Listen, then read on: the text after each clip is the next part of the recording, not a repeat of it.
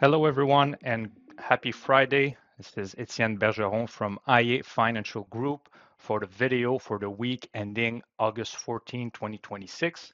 So, the main subject this week is the trade negotiation between the US and Canada, which is reaching a higher intensity. We're also going to discuss July inflation data that came out of the US and what it means for the Federal Reserve. So let's start by looking at the market this week. So it was relatively quiet, not a lot of economic news, not a lot of news overall. That said, main indices did pretty well throughout the week, even despite a rise in oil prices. Oil prices did increase by about 5% over the week. So this is obviously due to the war in Iran, which is continuing, and we still appear to be very far from a resolution. The U.S. now appears to want to be moving towards a strategy of economic embargo, economic pressures. I am quite skeptical that this will move the needle, but we will see how the next couple of weeks go. Meanwhile, the US dollar depreciated against most major currency throughout the week. That is as markets are revising their expectation for the Federal Reserve. We will discuss that a bit later. So let's move on to the main theme this week, which is these trade negotiation between Canada and the US. The trade minister for Canada, Mr. Dominic LeBlanc, spent a large part of the week in Washington talking with his counterpart, Jameson Greer. Let's wind back the clock a little bit here. We all remember that the U.S. Refused to renew the USMCA trade agreement for the next 16 years. So that triggered this, situation where there would be some annual negotiation between Canada and the U.S. But before, the U.S. would want to sit down with Canada and try to hash out a new USMCA that would obviously benefit the US more. At least that's the aim of the Americans here. Even before going there, they want Canada to abandon its retaliatory measure. And so a couple of weeks ago, President Trump put up 50% tariffs or the threat of 50% tariffs on a few Canadian goods worth about 5% of Canadian exports, pressuring Canada to abandon its retaliatory measure, which then could lead to starting these CUSMA negotiation. But obviously, Canada only wants to abandon its retaliatory measure if the U.S. Would at least reduce meaningfully its sectoral tariffs. So we're talking about steel tariff, we're talking about aluminum tariffs.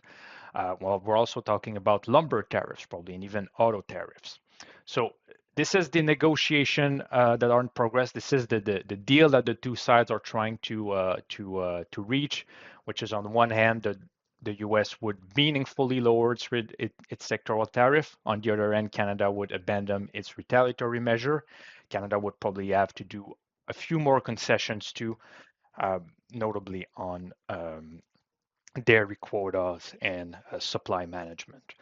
So we'll see how it goes. There's been some signs of progress, but also it seems that the two parts still aren't exactly seeing eye to eye. So we'll see where it goes. I think that the key point, the key friction point here is obviously that the U.S. is not just asking for Canada to abandon its retaliatory measure. It's also asking Canada to do even more and to do even more concessions. Also, it appears that the U.S. is not willing to reduce its sectoral tariff enough for the liking of the Canadians. So that's this. So these are the negotiations taking place. These are the friction point. I expect that over the weekend and early next week, we will have more on that front and probably good a good idea of whether the two sides reach an agreement. The key question, obviously, is that will the agreement will be enough for Donald Trump to abandon is a threat of 50% tariffs, or even if we don't reach an agreement, I think it's quite likely that Trump would say that the negotiations are progressing, at his liking. Therefore, he will push back the deadline for these tariffs. So we'll see how it goes, but certainly interesting times in trade negotiation land. But if those 50% tariffs are indeed implemented next week on August 19, what does it mean for the Canadian economy? I would say that for Canada overall, the impact would probably be relatively muted. We're talking about 5% of Canadian exports, so the overall macro impact, will be felt, but will be relatively muted. One thing that we should look for is the fact that Canadian exports to the US have been rebounding quite nicely over the past 3 months. That's the graph on the right, the blue bars. So this rebound could come to a halt if these these tariffs are indeed implemented.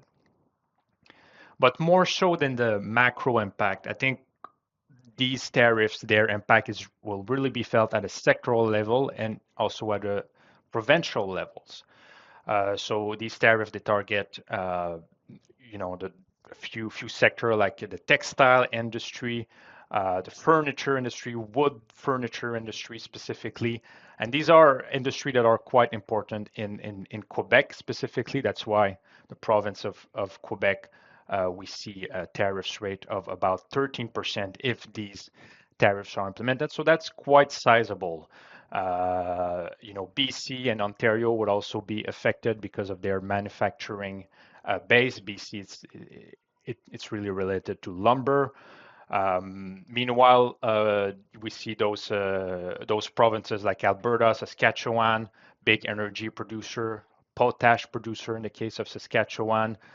These products are not going to be part of these tariffs. So the overall tariff rate for Alberta remains, below 1% even after these new tariffs. So really, an impact that is heterogeneous across provinces, and this might create some friction.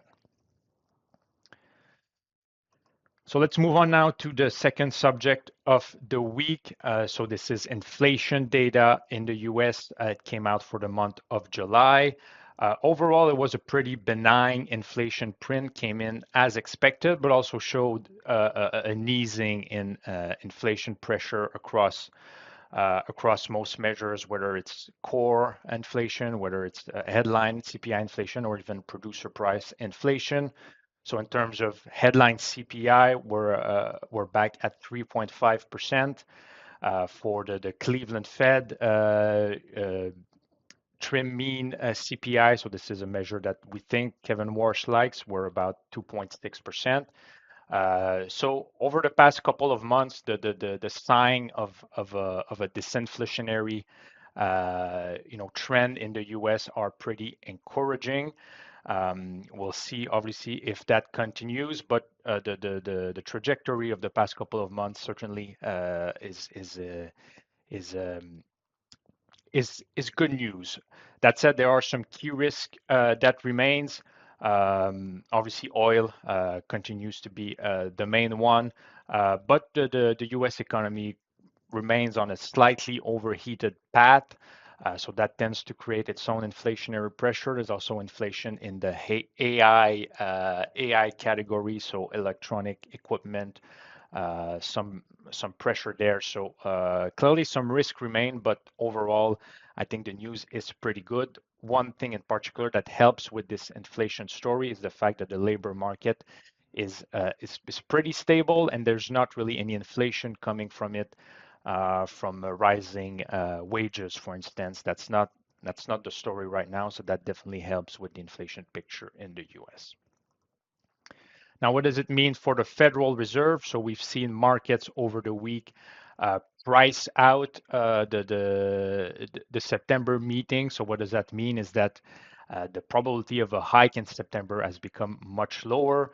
Even for the whole year 2026, markets are now pricing less than one hike. So yeah, as this inflation story unfolds, where we're seeing this trajectory on the where we see inflation on a better trajectory, a trajectory of disinflation, markets are pricing less reaction from the Fed. If we look at 2 years interest rate, they've increased a lot since the beginning of the war in Iran, but have now stabilized over the past couple of days and couple of weeks. But again, it's too early to be too optimistic about it. Inflation remains above its target, and as I just mentioned, there are some key risks to watch, and the narrative, we know it can change quickly. So we have one more inflation data before the next Fed meeting in September. And there's also the Jackson Hole conference to watch. That's a conference where the Fed often communicates key things to the market. We'll see if Kevin Warsh does that. But certainly a good news overall on the inflation story. But again, some key risk to watch for. All right, so those are the main subject this week. Now, what are we looking for next week? In Canada, we have CPI inflation for the month of July. We will also have retail sales that will give us an idea of the growth picture in Canada. Inflation obviously important for what the Bank of Canada will do. In the United States, again, it's going to be a relatively quiet week. There's a few data, but those are, I guess, second tier data would be a good way to describe them. So industrial production in July, housing start for the month of July too, and we will have the preliminary August S&P Global PMIs. So that's all for next week. I will be doing this video again next week before Sebastien McMahon comes back the week after. So that's it for me. Hopefully that was useful to you, and have a good weekend. Bye-bye.